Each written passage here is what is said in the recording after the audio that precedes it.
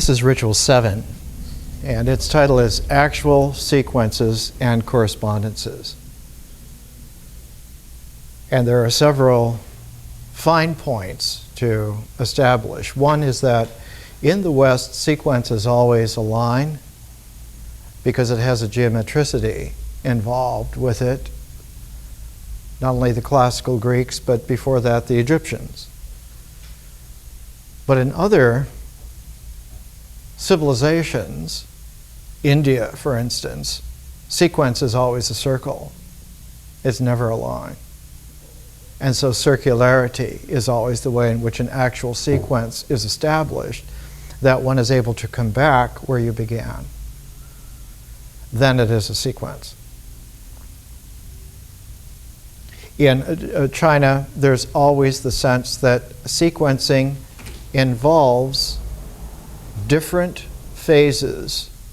And for a Chinese sequence to be complete, its ecology of phases need to occur as a set.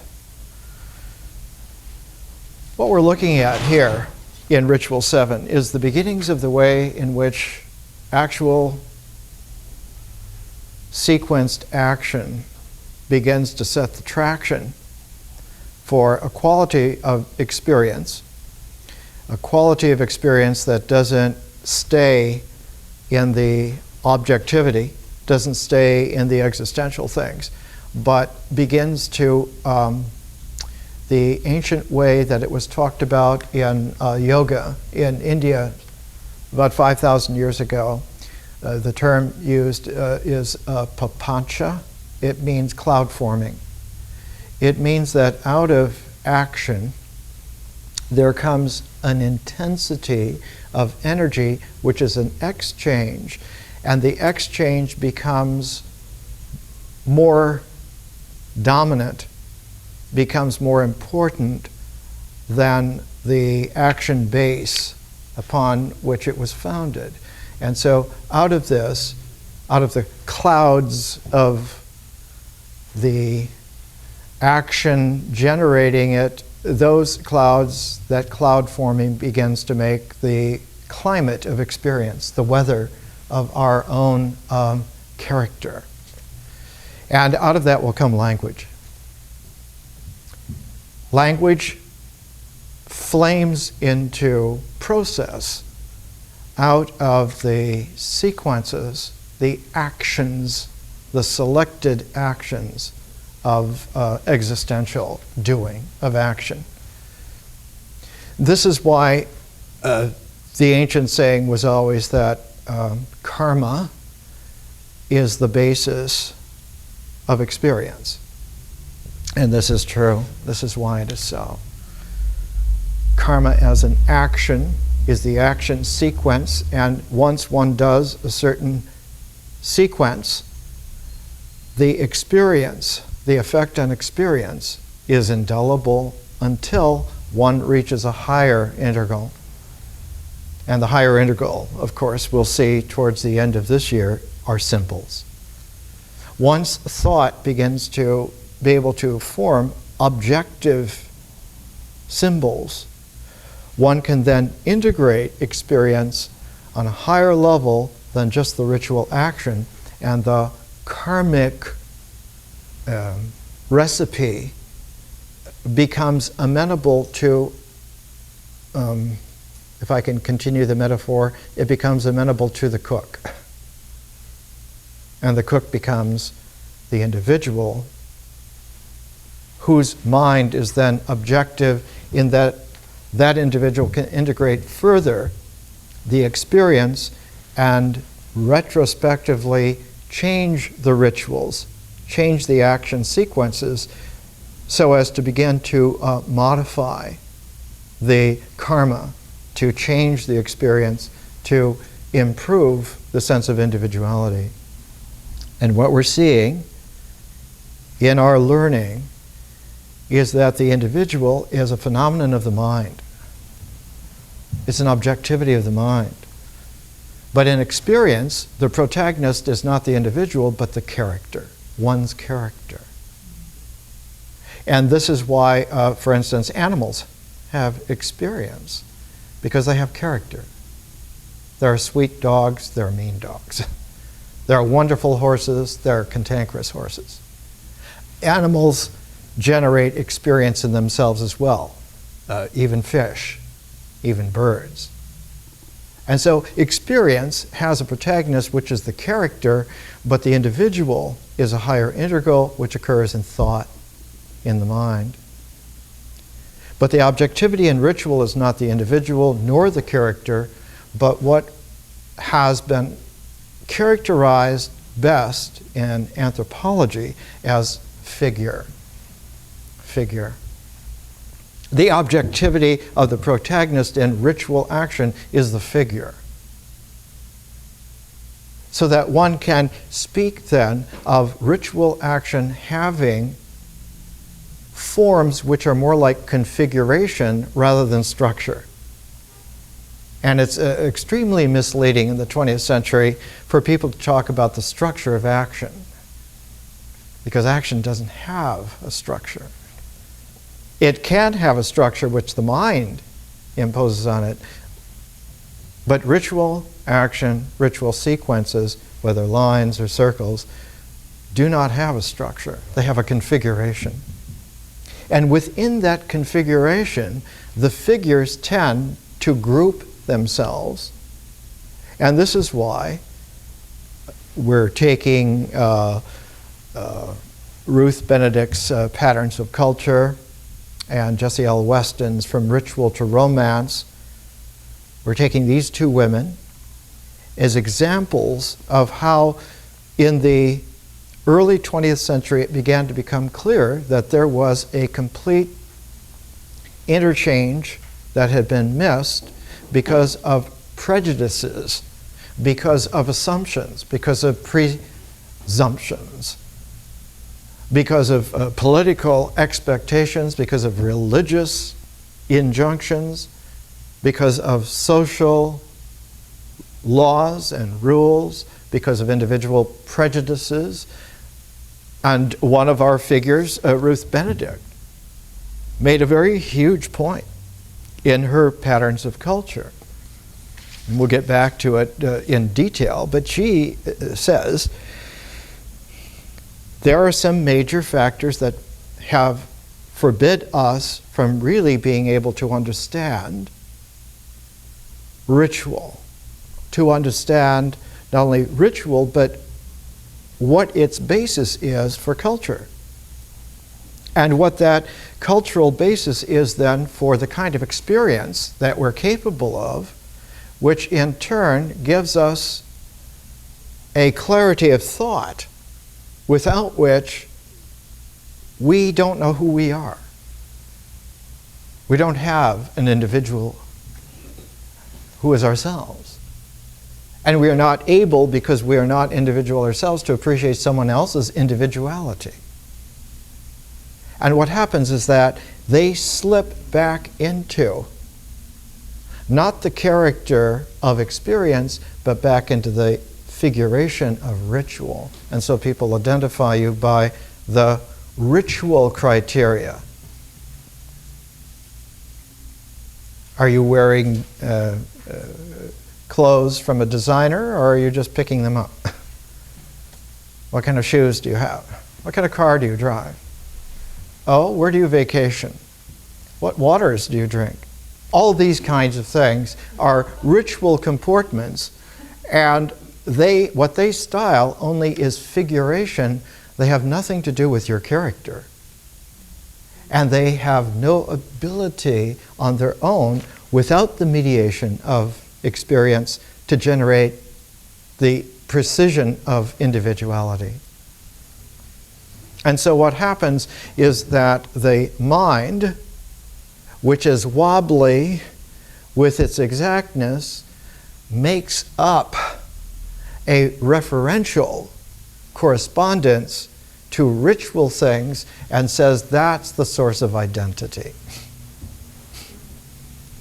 Those things there, this thought here, the idea of identity, and that identification then is the mode of classification that is stamped like a cookie cutter on everything and leads increasingly, as it's more efficient and rearranges the world more and more in its own terms, it seems to confer to itself that it's making progress in its identification being more and more right. When what has happened is that one is skewed off into a mentality which is unable to correct itself. And so the only arbiter of reality becomes the body. And of course the body rebels against falsity. It can't live falsely. It will die. It will get sick. All the patterns of physicality have their own ecology. The cardiovascular system, the neural system, the muscular system, the lymph system, everything about the body has not only a truthfulness of coming out of nature, but an existential actuality, a configuration. And it's important to keep reminding ourselves the body does not have a structure. It has a configuration. And so that configuration needs constantly to be given a freedom of variation. People talk about the freedom of thought. The first freedom is the freedom of the body. The body to have variations within the configuration that do not make it false, so that there are always varieties of the way in which one can deal with a configured ritual action sequence. Every tribe on the planet had their own way of doing things. They all ate, but they all ate a different diet, somewhat different sometimes, radically sometimes. And so the first basis of freedom is existential and not mental. Freedom is not an idea. It is an actuality in existence. And because it's a configuration, there are not individuals, there are not characters, but there are figures which tend to group themselves together. And they group themselves within a context that supports their grouping. And this is true all the way through the existential world. It's not only that certain figures in human populations say, well, we belong to the same family. Or we're very similar kinds of orientations, and so we belong to the same clan. Or geographically, we're all in this valley, so we belong to the same tribe. It's not just that. The veracity of existence goes all the way down to the primordiality of the world. Metals, like gold or silver or copper, occur in ores. They very rarely are by themselves. They occur in ores. And ores always occur within veins. Sometimes very large veins, like copper, that is a whole plateau. Sometimes very substantial, like some silver veins and some silver mines are miles long. Gold, veins of gold ore tend to be subject to a lot of process of granulization, and so you have lots of gold dust. You never hear of people sifting for silver dust. And you don't find copper dust. So all the way down to metals and minerals and all the way up through plants and animals, and ourselves included, the existential basis, which is the ritual basis, ritual action, has not individuals, nor yet character, but has figures grouping in a configuration. And so it's important then to understand that that figuration, if it is appreciated in its own terms, existentially, by not only looking at the action, but hearing the action, smelling the action, feelings. The whole perceptual gamut brought into play so that the ritual existence activity has that kind of configured veracity. Then the basis is not just as a referent for the mind's assumed orders in an identification game. An identification is always a game. It's never real. It has an artificiality to it, and it self-supports itself.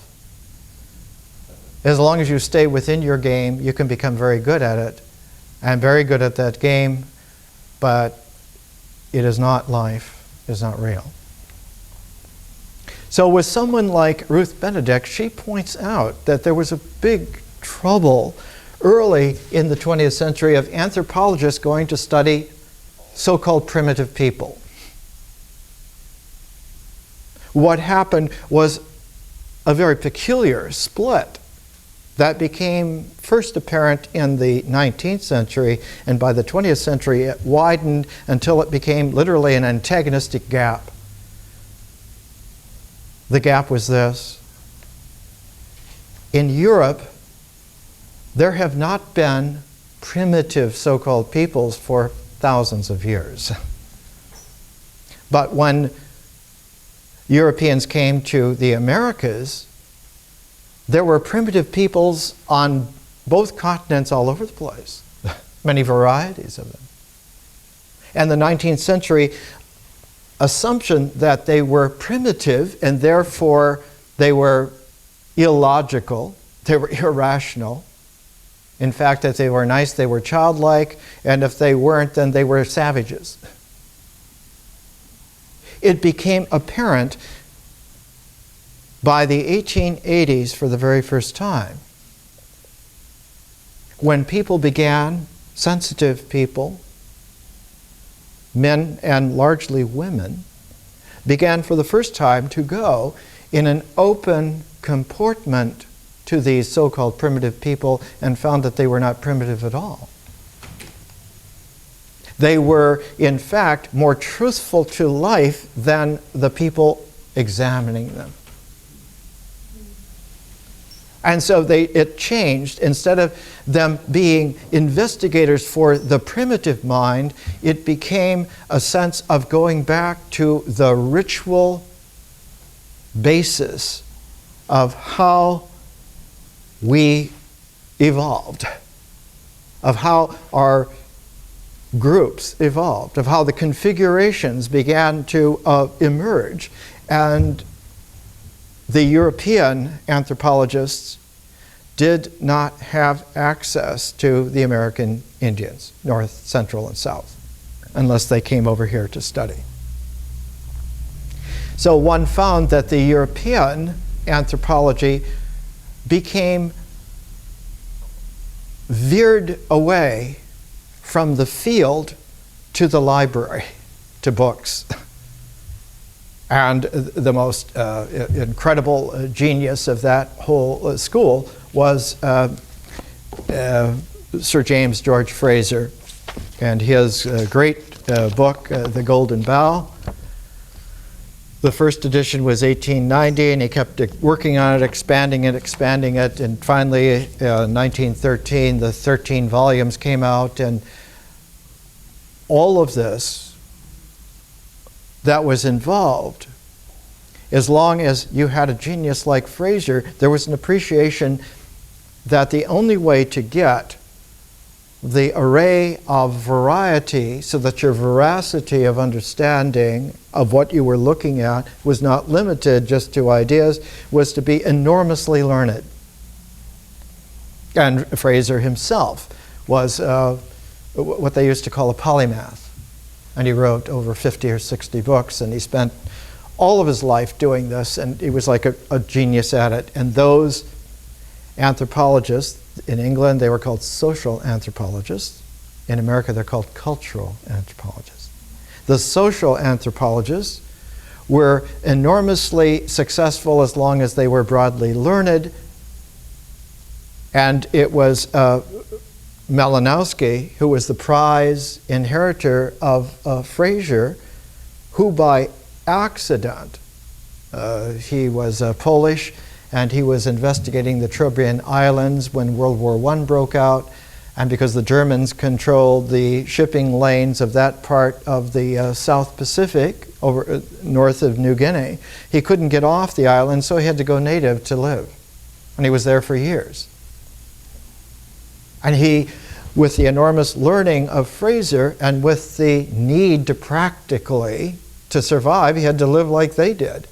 And he came to understand that his enormous learning was fine for a broad conception, but it didn't have very much relationship to the way in which ritual has, in its array of variable existentiality, it is open to, instead of being closed off. Ritual doesn't close off. Habit will close you off, but ritual doesn't close you off because ritual is like a membrane.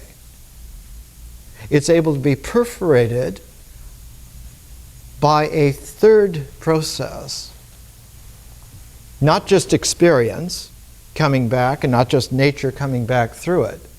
Ritual membrane allows for nature as a process to come through it into experience, and experience to go back and have its effect on nature. But there was a third process called, Malinowski used the ancient term for it, he called it magic. And no one in the South Seas, on the most primitive, savage level, lives without taking into consideration magic. And it isn't just magic. Magic, as we'll see, is consciousness, conscious vision, that is in its pure process. And its pure process is differential and not integral. Experience integrates, nature integrates. Nature loves to integrate into existence. She loves that. To allow whatever is in process to emerge and be. She likes that. Whereas experience, culture, in the same way that nature and culture are very similar, they're both integral. What the culture likes to do is to integrate the character who undergoes the experience into an individual who is able to think about it, think of it, and to bring it into a structure. And symbols in the mind, structure, experience, and restructure the configuration of ritual. But when vision, when consciousness, as Malinowski called it, magic, comes into play, on the ritual level, there is always then the sense that one is dealing with danger, one is dealing with precariousness. Because someone may have better magic than you, and they might want to take over what's yours, or take over you. And so there's constantly a quality of not only danger, but suspicion. And the suspicion generates a superstition in experience, and the danger comes back retrospectively and establishes that you have to follow the ritual sequence exactly and not deviate from it.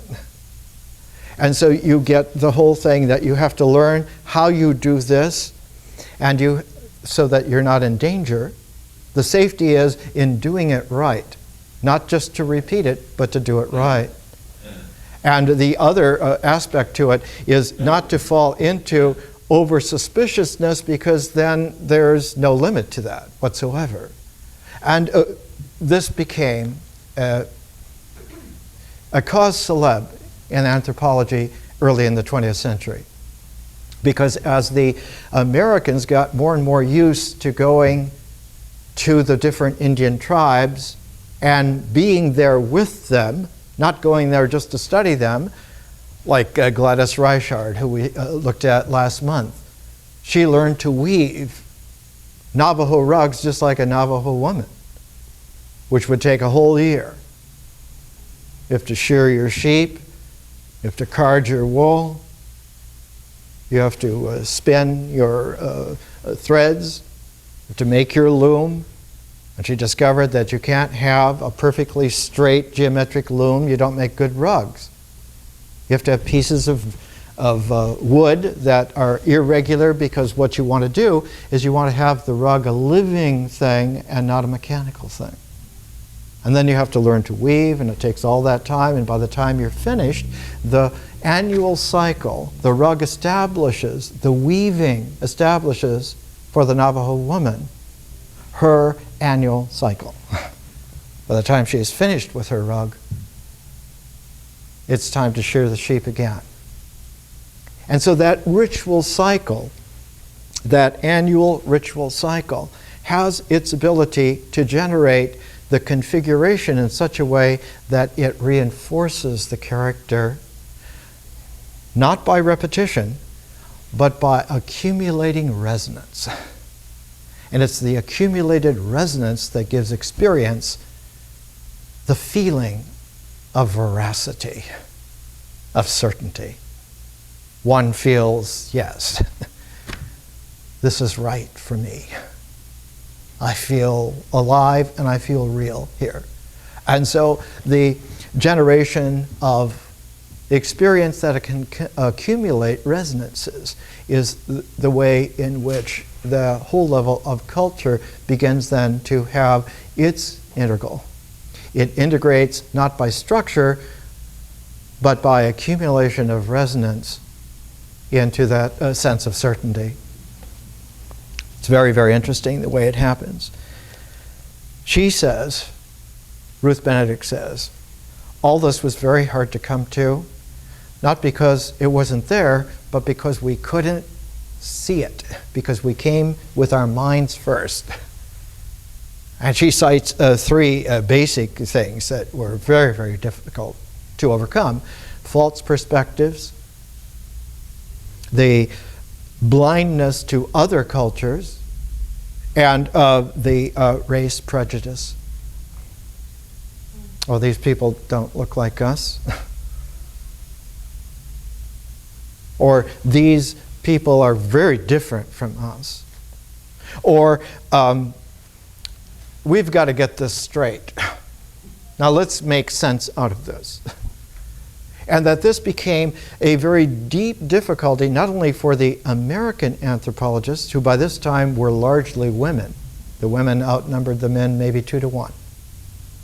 But the European response to that same kind of a challenge was to not go to the primitive peoples, the savage peoples, the ritual level, but to go to clarifying the mind. They went to French sociologists like Émile Durkheim to get your thoughts purified, get your mental structure straight, make your definitions really tight. Then you go into the field with really tight definitions, a very strong mental conception. You go with a sociological method, and then you can make sense out of what's going on here. And everywhere in the world that you go, you can take this method. The difficulty is, like the difficulty with method acting, you have to know how to listen as well as how to speak. You have to be able to take in equally to what you're able to give out. I was fortunate enough to have, over several years, many conversations with Lee Strasberg in a friendly way. We're just friends. And though he was famous for being the carrier of the great tradition of method acting, one of the most intense qualities of him was his ability to listen exactly to you, to hear exactly what you said and how you said it, and to be able to respond in the reality of that listening, so that the conversation became more and more indelibly alive. It was really there. It was really happening. And the bright eyes through the glasses were always there, current. And one finds this in a tribal ritual as well. The saying I heard one time after a Blackfoot Sundance was, "We all had a very good ceremony and went home satisfied." The 8 days came to that generation where the entire tribes, not just the Blackfoot, but they would invite the Pagan and the Blood and the Sarsi cognate tribes to come and participate, because the sense of certainty and ritual is that of the group, of the clans, of the totem, of the family, of the tribe. And there is such a thing as friendship. And it is this friendliness because nature gives us, in the first quality of reality, that friendliness, sympathy, likeness is able to hold existence, hold existentials as real, because they continue to do two things at the same time. They continue to emerge. They don't just are created and then they're there statically. It's that they iterate constantly, very, very fast. It turns out to be extraordinarily fast. Billion times a second. But the energy of emergence is constantly alive, constantly emerging. And because of this iteration, it has a quality of liveliness. But there are other aspects to it as well. And the vibrancy is that energy, in order to maintain its polarized state, constantly exchanges the essential particles of existentiality between them. And this is true all the way down to subatomic physics. If it were not that electrons, protons, and neutrons that make up the atomic structure of matter, the way that atoms of different elements stay together in a molecular configuration is that those atoms constantly have their electrons exchanging photons between each other. If they didn't constantly exchange light between each other, there would be no basis for stability on the molecular basis in the universe. It's a very simple ABC lesson. And because nature always works in pairs, the nucleus of the atom keeps itself together because the protons and the neutrons exchange gluons all the time on the quark level. So that their iteration includes not only that they emerge again, but part of what that emergence is that photons and gluons, and it turns out there's a third level of W and Z particles as well. There's constantly an exchanging going on so that the ritual existence savvy for human beings like ourselves all over the planet understood that a good ritual has an element of exchange all the time going on. And because that exchange is going on, there is the whole notion here that the stability of the group is its ability to get together and exchange not only within its group, but with other groups, so that the different groups come together in larger groupings that are stable. Lots of families, lots of clans make tribes, and lots of tribes make a whole nation of people.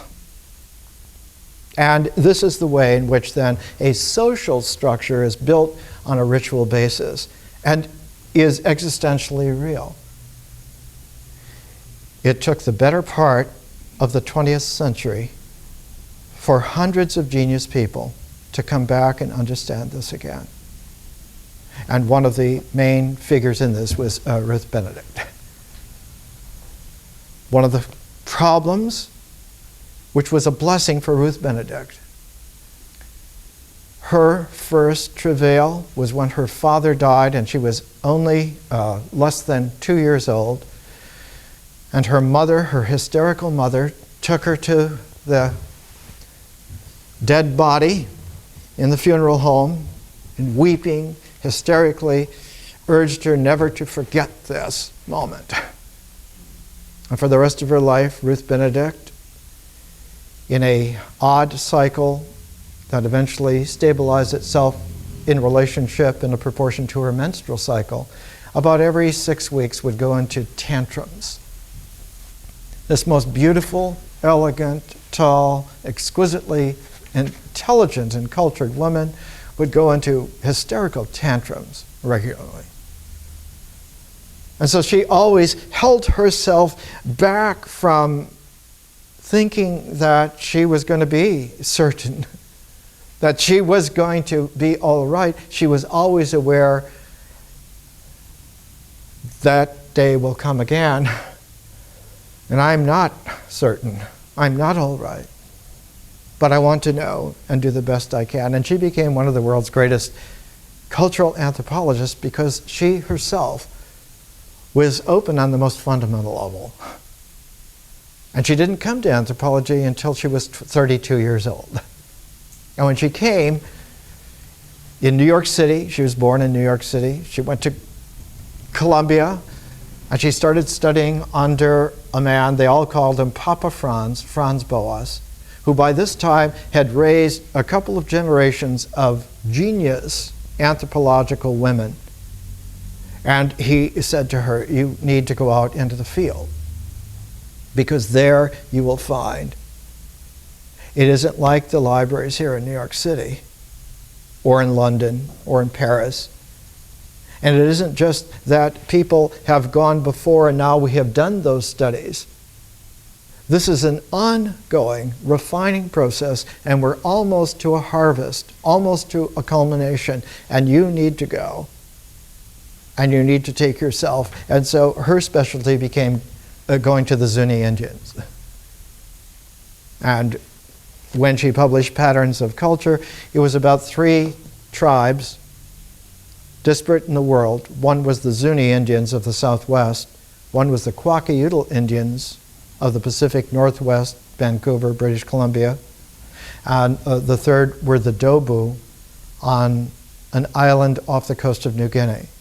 And when she put those 3 cultures together in a very wide flanging triangle, that not a straight triangle, but arcing over the planet, she began to understand that there is something here, that we now have a new kind of a prism through which we can understand for the first time that we have had all these problems in the history of civilizations because we have never had a real civilization. We have had huge tribal bands gerrymandered together on the basis of ideas of what they should be like, of what people should be like, but we've never had anything real of how people really are in their almost infinite variability, in their iterative reemergence all the time. We've never had a vital, free form of being human on a large scale. Let's take a break.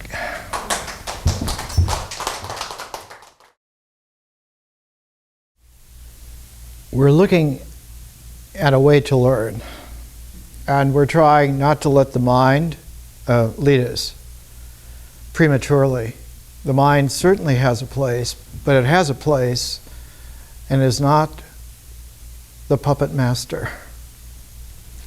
And it's very difficult because at the beginning of the 21st century, we live in a world where very powerful minds for a very long time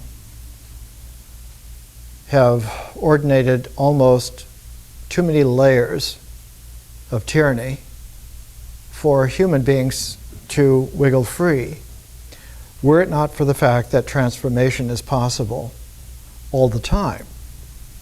And so we're trying to open ourselves up to a learning which continues to learn and treats all walls as membranes that are available for an osmosis.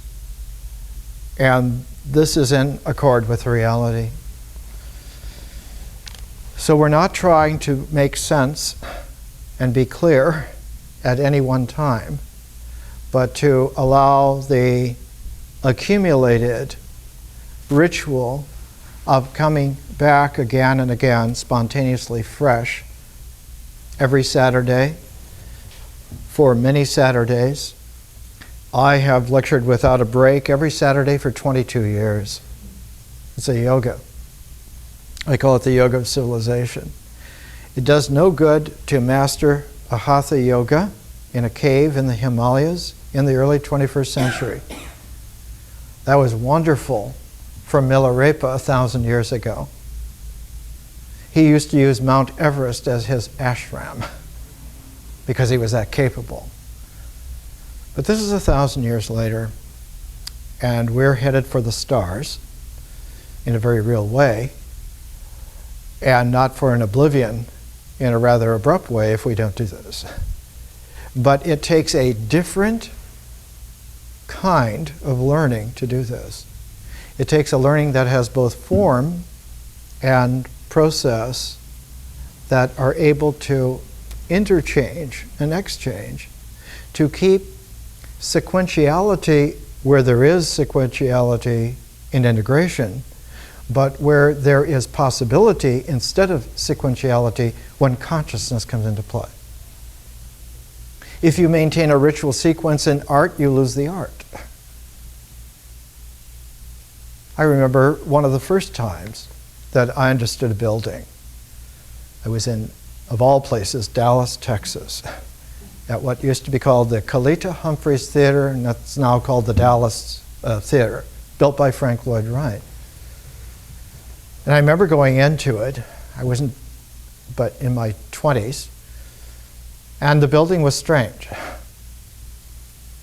The angles were everywhere, and I thought, this is very odd. Till somebody took me aside and said, look, this is a work of architecture, it's not just a building. It's built on 30 degrees. Everything in this structure is 30 degrees, or multiples of it. And so you have to train yourself right now to make a 30-degree angle with your fingers. And just carry this around with you and start experiencing the building as it is. And when you begin to be able to index that 30-degree angle of vision into the building, it will change. It will become a whole new level. It will transform experience, because art always transforms experience. It transforms it out of its ritual existentiality, which it had to have to be real, to be extant, and shifts the base of that frame, that square of attention, from ritual to myth, from existence to experience. Because art does not transform existence, it transforms experience. What transforms existence is consciousness. And so when vision comes into play, all primordial peoples understand existence now is charmed. It can be almost anything. And it's charmed in its energy of iterative re-emergence. It's sprinkled with pixie dust. It's now able to do all kinds of things it couldn't do before, but now can do. And so there is a different rhythm. Nature's rhythm, to use the ancient Sanskrit, is lila, play. Nature plays. But when consciousness comes in, you have a different thing. In Sanskrit, it's called tala. Tala. Tal from the masculine la from the feminine. It's now male-female play in rhythm, which gives you the basis not just of nature, but of music. Not just of natural sound, but of the art of musical sound. And there are many things. You can take a look at the Indian concept of rhythm, A.K. Sen, the place of tala in Indian music. Finally, the basis of music is speech. But what I like best is this little volume. It's called Foundations of Indian Musicology, Perspectives of the Philosophy of Art and Culture. And tala is a technical word customarily meaning a series of sounds which are produced in a percussion instrument covered by an animal skin, with the being struck by the palm.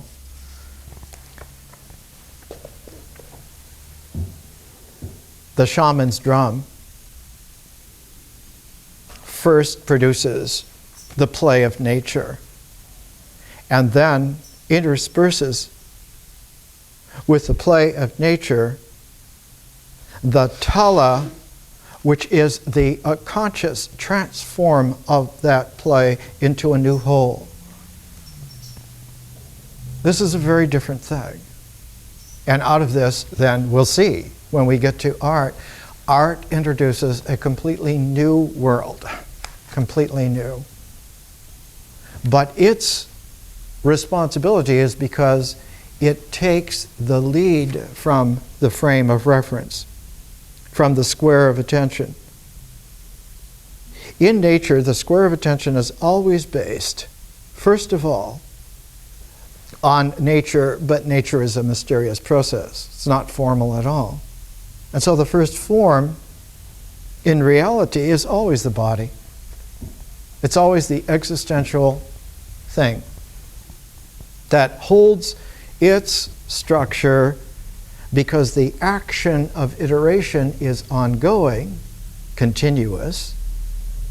It has an ability not just to sustain itself as a thing in time, but as a action stability that is of time.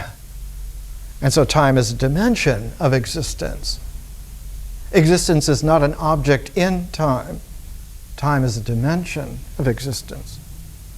And because it's the first dimension, its durational extension blossoms into space constantly, and that space is kept into its objectivity in the action of its continual emergence by the exchange, photons, gluons, by ritual exchange, by, if you wanted to give it a name as a function, it would be reciprocity. It isn't that I just give this to you and then you give it to me, that's barter. Reciprocity is different. It's mutual at the same time. And because this mutuality is distributed all over existence, it means that the universe is constantly participating as a whole, as a unity. It really is a unity. All the time.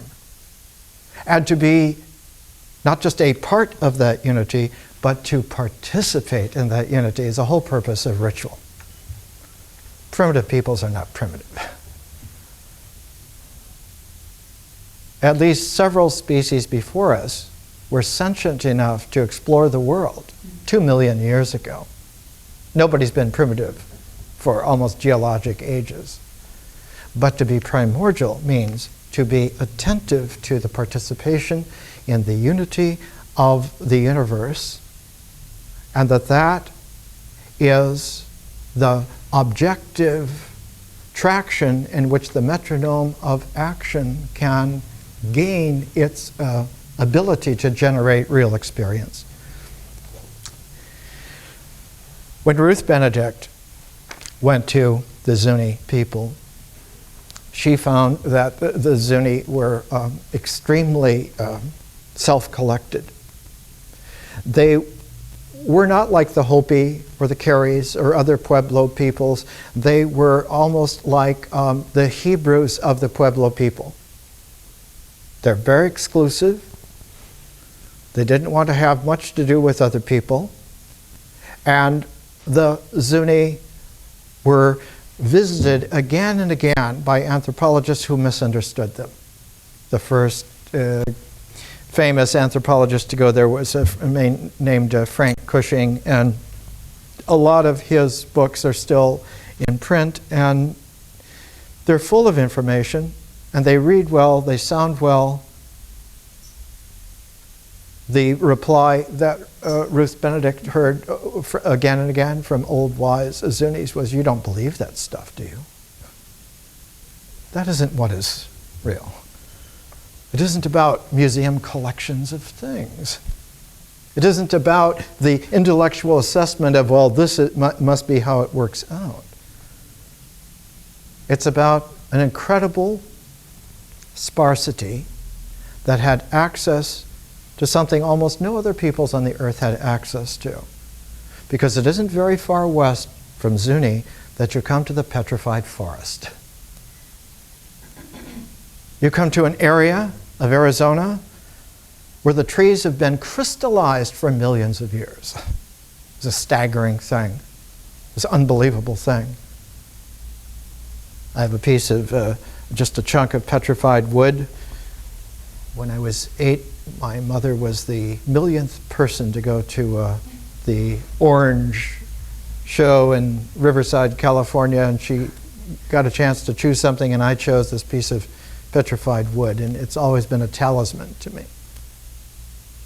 There's a quality in the existence of the land, of the landscape, that when you are ritually comported, participating in nature, the landscape becomes the context, the first context in which your actions begin then to have traction, and you respond to it immediately. I remember getting used to the Western Sierras after being the head porter at Sequoia National Park for several years in a row. And I was out on a trail one time, quite far out, about 30 miles from the nearest civilized point. And all of a sudden, in this river canyon, I felt an eerie quality and didn't know what it was. And about a quarter of a mile later, came upon a crashed airplane from World War II that was rusting in that canyon, had crashed there. It was a B-17, and had been there all this time. And its quality had given a different tone to the landscape around, that when you were participating in the landscape, not mystically, naturally, one felt the existential tug of that, the feel of that. And it was different. And it was peculiar because it wasn't a part of nature in its regular way, but it was corroding back into a natural state very, very, very slowly. And you can feel that sometimes. There are differences. There are times when I would come into a canyon high above tree line and come into a little cirque canyon, and every tree would have been lightning blasted. And their boughs were all just like shrieks of witches' trees, all through the little Cirque Valley. And it has a different flavor. That's a part of the way in which the natural flow happens, whereas the plane crash was a whole different tone. All primordial peoples in their ritual comportment look to find ways to filter anything artificial, so that what occurs increasingly is the iteration of the natural flow. And there comes a moment in a ritual where the filter is no longer necessary because one is in the natural flow. And then you don't need filters at all. Then you just are the ancient way in which it was spoken of a long time ago in the High Dharma.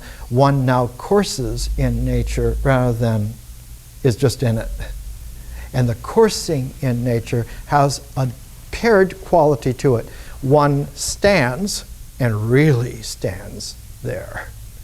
You're able now for the first time to understand what standing up means right here. So that there is a definiteness of the form. At the very same time, there is an effortless flow. One is flying in the course of a mysterious energy, which nature is. And so one has the ability to be existentially exact at the same time as being process-free. And it's this quality together then that ritual ceremonies seek to engender, and to engender it for populations of people, groups of people. And great ceremonies bring many different levels of groups together.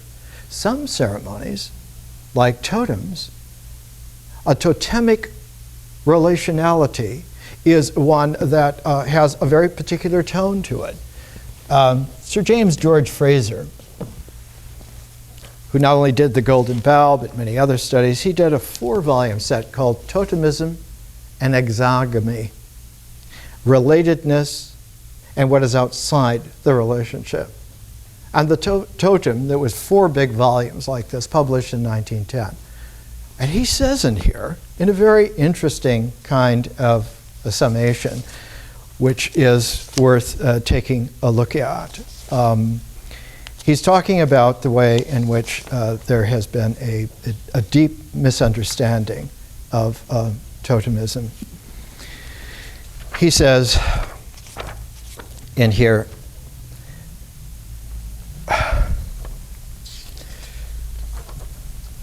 to define exactly the relation in which totemic people stand to their totems is hardly possible.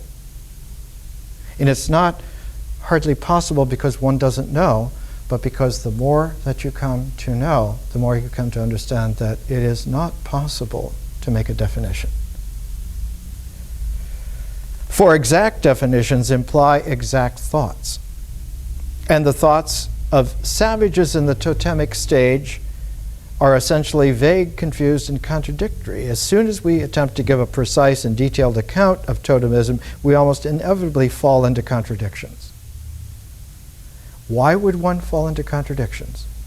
Because one is using the mind's ideas to impose a structure on existent relationality, which is a configuration and not a structure. And what you fall into is not contradiction so much, you fall into a polarization of the thought.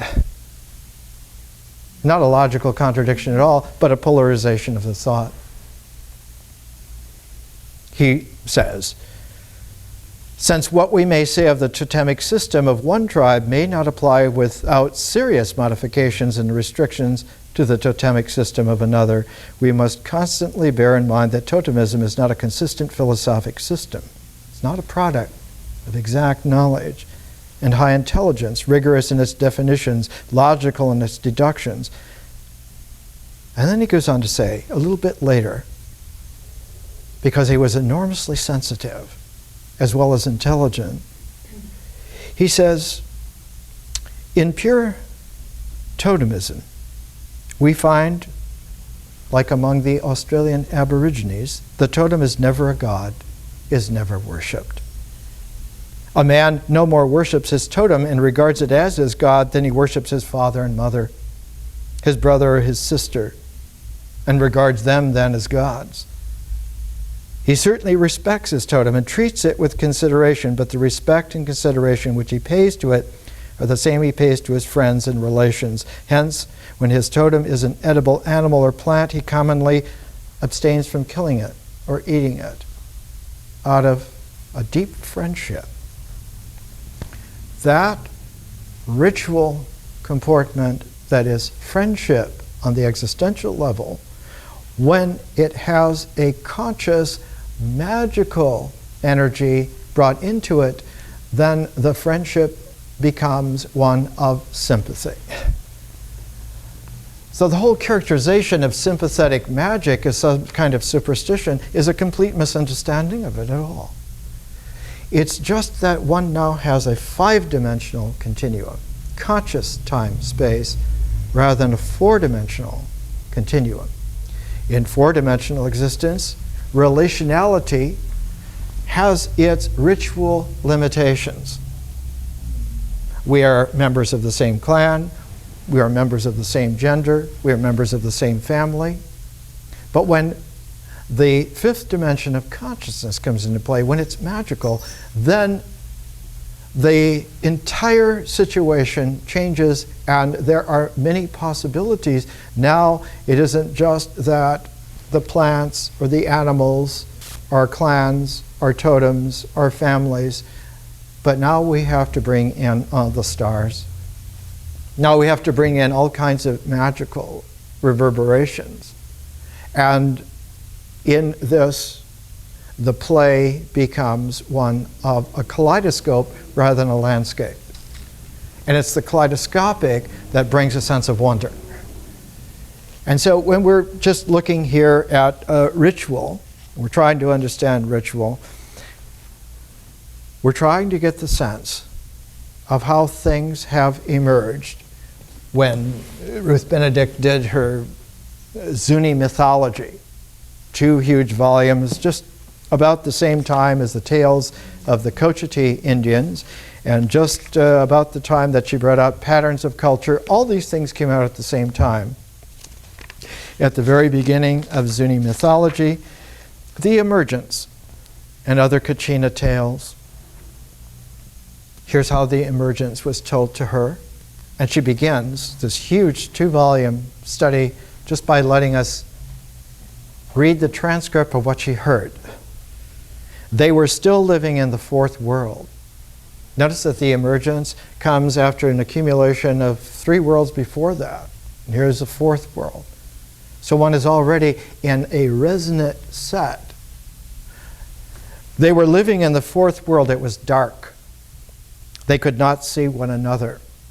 They stepped upon one another. They urinated upon one another. They spat upon one another. They threw refuse upon one another. They could not breathe. They lived there 4 days. The sun took pity upon them. He saw that the world was covered with hills and springs, but there were no people to give him prayer sticks. He thought, my people shall come to the daylight world. So the world was then covered with a mist. And he threw his rays into the mist, and there in the world his sun stood up. So you can see, you can hear the deep, ancient wisdom in the emergence myth just as it begins. The sun's light, the photons, are the first indication that there is a magic in the universe that isn't just ours. It isn't that we make magic. It's that magic occurs in the universe, and one of the carriers of that magic is light. So that the universe is always conscious, always in light, because it is a deep quality of reality for it to have. So that for the primordial peoples, it isn't that, oh, well, just somebody is conscious occasionally. It's that the universe is already conscious. Already is magical. And so the whole participation is that magic, vision, not only is able to transform ritual actions, ritual existence, but that naturally consciousness already has transformed nature, and that's why nature is mysterious. That's why it stays as a process, so that it's protean and doesn't go into its own form, because then it would co-opt the forms of existence. How could anything come into existence? If nature were a form, it would be the only form, and there would just be one form, and that would be it. But because nature is mysteriously protean as a process, it means that all forms are not just themselves, but they all have the ability to be relational to every other form, which means that there are relationalities always available in many different modes, and eventually comes, when you come to the mind, that they're able to be relational in a ratioed way, in a proportioned way. The rational mind is not rational because it knows the laws. It's rational because it knows the proportions, the ratios. And so symbolism is always the integral that brings proportioned ratios into the form and completes that ecology of the natural cycle. Except that the mind has to learn that it too can be available to a five-dimensional continuum. And when consciousness comes into the mind, it comes into the mind's structure in such a way that it brings a quality that the mind would not naturally have. It brings the quality, the capacity of memory. Because consciousness, while it is memory, when it comes into the mind, it becomes the memory, and the mind is able then to have a formal, functional objectivity like the memory, and can apply that integrally. In conscious vision, having a vision, there is no such thing as memorizing it. It's a transformed vision happening. It is rememberable. It is memorable, but it's not of the memory. You can't have a mnemonic order to it. And so it occurs. And it occurs in such a way, one of the best ways to say it, Black Elk, when he had his great vision, experienced himself as flying over. He was in Europe dancing with Buffalo Bill's Wild West show before the Queen of England, and he missed his own home and his people and knew they were having a tough time. And in his great vision, he was flying over his people, and the more that he would look at anything, the clearer he could see it, the deeper he could see it.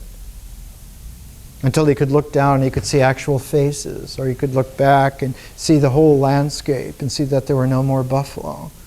Or he could look down and see his parents' teepee and look into the teepee and see his mother's eyes. This ability is a magic ability when it's told this way, but it is the power of consciousness to transform time-space to any extent. To any extent. As Whitman said once, Mother Nature loves two things a lot. She loves freedom and variation. And she permits almost anything. One has to be wise to not skew off into something that is not life-giving. But at the same time, possibility is a protein. When it came time for Ruth Benedict writing her Patterns of Culture, she had a terrible experience at Columbia. An intellectual prig was there who was slowly taking over the whole situation. His name, hyphenated name, Radcliffe Brown, A. Radcliffe Brown. He eventually went to England and formed a whole school of British anthropology that looked down upon the Americans, looked down upon people like Fraser and Malinowski and this whole group. Cultural people, they don't have any intellectual discipline. They don't have any structure. And eventually he passed that kind of priggishness on to E. Evans Pritchard, who generated all kinds of very strictured British social anthropology that we don't read these old people anymore. They didn't know anything. They went to live with natives.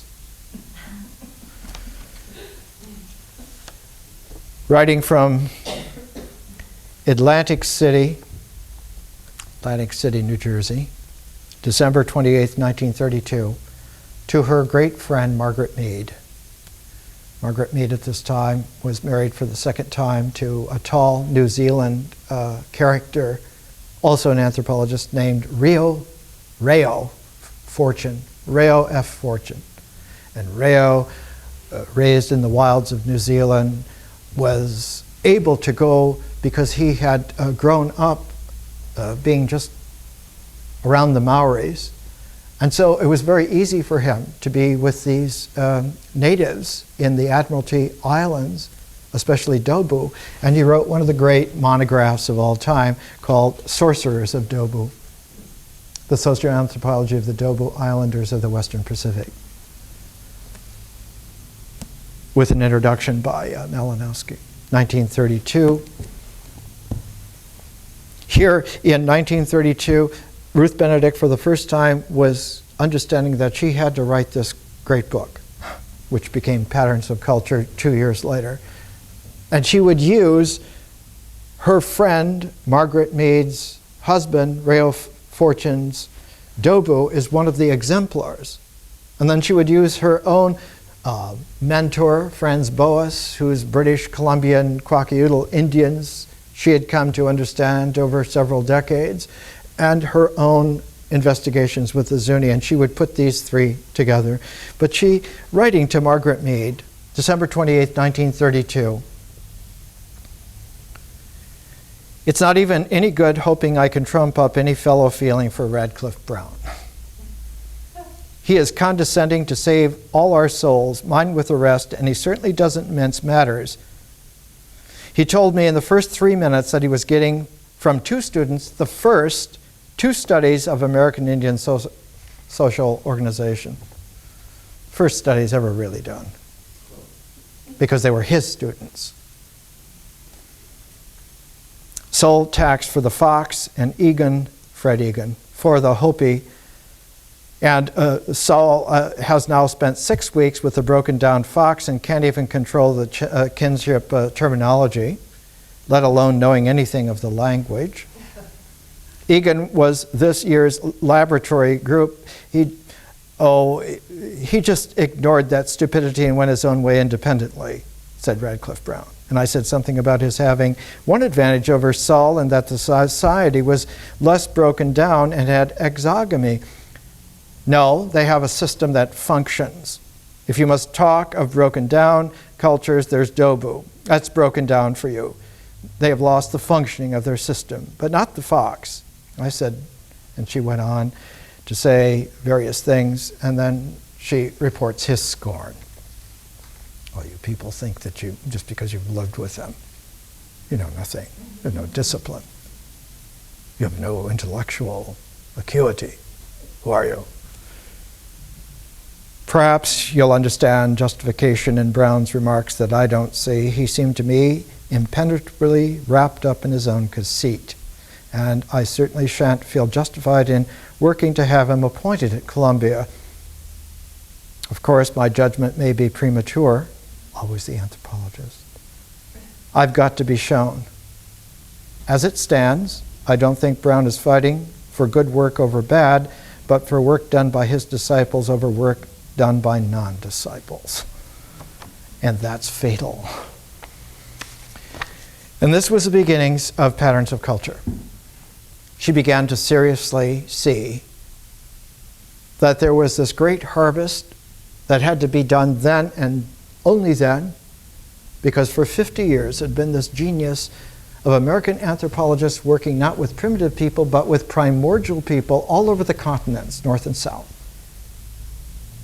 Hundreds and hundreds of tribes. There were 83 families of languages in the Americas. Los Angeles had 20 families of language, more linguistic diversity than all of Europe. This has always been a kaleidoscopic, international melee of all kinds of people, no one dominant ever, for thousands, tens of thousands of years. One of the great developments of linguistics was because of Boas bringing together so many different families of languages, and when they made the dictionaries available, things that had never been written down, they found that one had the ability to go back to the primordiality of language for the first time, and out of this, linguistics was born. And the great master of linguistics, the Einstein of linguistics, Roman Jacobson, and his fundamentals of language. And later on, after he passed away in his 80s. His wife and an editor put together Verbal Art, Verbal Sign, Verbal Time, the way in which language emerges iteratively all the time and characterizes what is real so that experience is real. If our experience is not real, the mind only integrates what the experience is. If the experience isn't real, the mind will integrate false experience beautifully. This was a characteristic of the Neanderthals. Somebody once said the Neanderthals learned how to make very good spear points 500,000 years ago, and they never changed the design once. And so the saying was, they made beautiful spear points stupidly. They never improved it.